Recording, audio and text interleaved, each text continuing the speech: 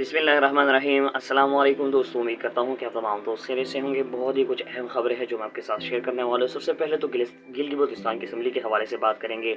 उनको सील भी कर दिया गया, उसके वज़ीर आख़िर खालिद खुर्शीद को नाअहल भी करा दिया गया और अब जो है वो एक बार फिर से इम्पोर्टेंट टोले जो है वो अपना वज़ीर लाना चाहते हैं।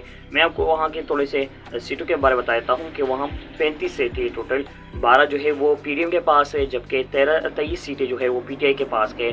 उसने पीटीआई ने उस टाइम जो इलेक्शन होने वाले थे उस टाइम गिलगित-बल्तिस्तान को सूबे का दर्जा देकर पाकिस्तान में ज़म कर दिया और ये 5वां सूबा करार दिया गया पाकिस्तान का।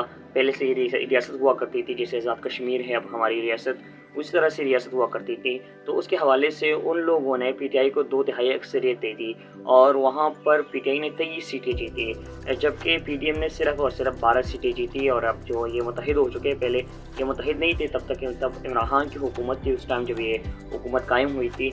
तो वहाँ पर बहुत सारे लोग जो है वो मिसाल के तौर पर शहराम खान तरके हो गए, असद केसर हो गए, इसके अलावा आतिफ खान हो गए, बहुत सारे लोग वहाँ पर है गिलगित-बल्तिस्तान में जिसको सेफ्टी मिली हुई थी वहाँ पर, लेकिन वो अब राजस्थान शिफ्ट हो चुके हैं वहाँ से, क्योंकि वहाँ की हुकूमत भी गिरा दी गई है। यानी इम्पोर्टेड टोले ने, इन अहल हुकूमत ने, इन अहल लोगों ने जो हमारे ऊपर मुसल्लत कर दिया गया है। और ये कंपनी वाले जो है ये एक बार फिर से उसका वज़ीर लाना चाहती है, ये अपना वज़ीर आला लाना चाहती है। इमरान खान ने खुद कहा कि मेरे सब वज़ीर आला में से बेस्ट वज़ीर आला जो था वो खालिद खुर्शीद था। उनके तकरीबन 5 थे, आज़ाद कश्मीर में था वज़ीर आज़म, एक केपीके में था, एक पंजाब में था, एक बलूचिस्तान में था।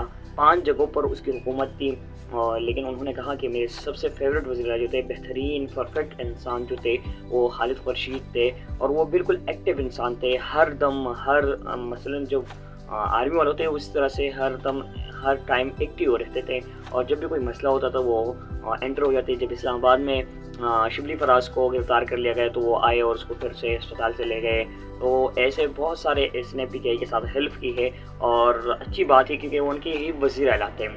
लेकिन अब उसको गैर आईनी तरीके से, गैर कानूनी तरीके से किसी छोटे से केस में नाअहल करार देना ये बहुत बड़ी नाइंसाफ़ी है, क्योंकि वो एक बड़ा होता है। इसके अलावा गिलगित-बल्तिस्तान असम्बली को उसने सील कर दिया है और वहाँ के जो स्पीकर है कि पाकिस्तान तहरीक इंसाफ के, उसको जाने नहीं दिया गया।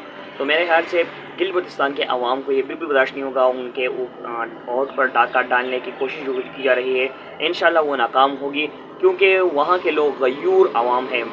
वो हमारे जैसे नाअहल और एफआईआरों से डरने वाले और डंडों से डरने वाले नहीं हैं, जेलों से भरने वाले। हम जेलों से भर गए तो हम डर गए, इमरान खान का साथ छोड़ दिया, लेकिन वो इस तरह के लोग नहीं हैं। वो डट के खड़े हैं खान के साथ और रहेंगे, क्योंकि उन्होंने उसको ऐसे मंसूबे दिए कि गिलगित-बल्तिस्तान को डैम बना कर दिए वहाँ पर। इसके अलावा और भी बहुत सारे मंसूबे हैं, जैसे सबसे बड़ा मंसूबा जो था वो गिलगित-बल्तिस्तान को पाकिस्तान में ज़म करना था, उसको सूबे का दर्जा देकर पाकिस्तान का 5वां सूबा बनाया गया। वो सबसे बड़ी प्रोजेक्ट थी मेरे ख्याल से गिलगित-बल्तिस्तान के अवाम के लिए, क्योंकि अब हर बजट में वहाँ के लिए जो है वो फंड मंजूर होता है, जैसे केपी के लिए होता है, जैसे पंजाब के लिए होता है, जैसे बलूचिस्तान, इस तरह से वहाँ के लिए भी होता है। पहले पाटा के लिए भी हुआ करता था, लेकिन अब पाटा जो है वो ज़म हो चुका है केपीके में, तो उसके लिए नहीं हुआ करता। तो इस हवाले से गिलगित-बल्तिस्तान के जो गयूर अवाम है वो ज़रूर निकलेंगे और भरपूर एहतजाज करेंगे। बहुत सारे लोगों ने एहतजाज भी रिकॉर्ड किया और इंशाल्लाह आज जो है वो नमाज़ जुम्मे के बाद 2 बजे स्वीडन में जो कुरान की बेहुरमती हुई है उसके खिलाफ भी भरपूर एहतजाज किया जाएगा। मेरी आप सब लोगों से रिक्वेस्ट है, सब लोगों से दरख्वास्त है कि आप बिला तफरीक उस चीज़ में शिरकत करें। यह ना देखें कि आपका ताल्लुक़ पाकिस्तान तहरीक इंसाफ से है या मुस्लिम लीग नून से है या आप पाकिस्तान तहरीक पीपल्स पार्टी से है या आपका जमात इस्लामी से ताल्लुक़ है, आपका जिस पार्टी से भी ताल्लुक़ है आप काइंडली वहाँ पर भरपूर शिरकत करें। और इसमें ये ना रखें कि आप कौन सी पार्टी से ताल्लुक़ रखते हैं या कौन सी पार्टी एहतजाज करेंगे, बिला तफरीक इसमें एहतजाज में आप शरीक हो। दोस्तों ये जो कुछ अहम खबरें जो मैं आपके साथ शेयर की दोस्तों, अभी तक इतना ही। मैं अगली वीडियो में, तब तक के लिए अल्लाह निगहबान।